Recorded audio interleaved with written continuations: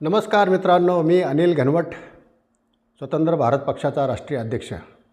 भावांनो, आज हा व्हिडिओ बनवताना खरोखर खूप आनंद होतो आहे.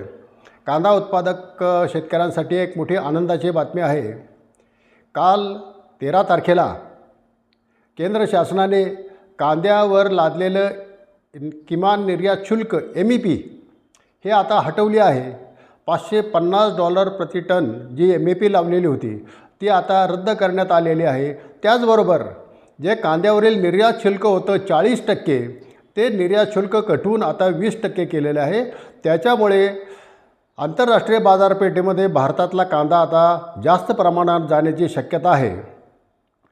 कांदा निर्यातदार संघटनेचे अध्यक्ष अजितभाई यांनी सांगितले की या निर्यात शुल्कामुळे आणि किमान निर्यात किमतीमुळे कांद्याची निर्यात घटून अगदी 10% राहिली होती.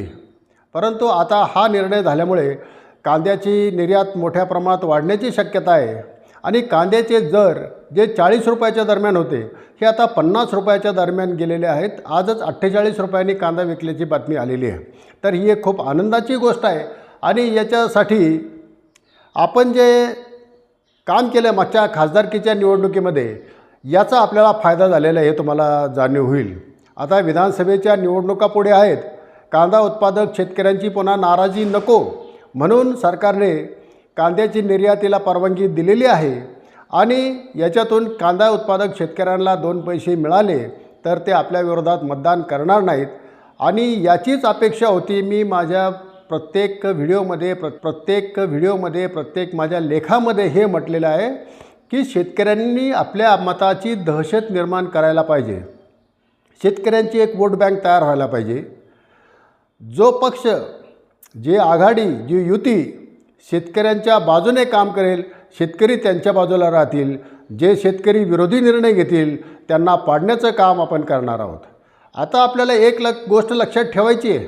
कांद्याचे दर आता वाढले, शहरामध्ये कांदा थोडासा महाग होईल आणि याचा फायदा घेऊन जे विरोधक आहेत केवळ राजकारणासाठी आता कांद्याच्या माळा घालून पुन्हा रस्त्यावर येण्याची शक्यता आहे.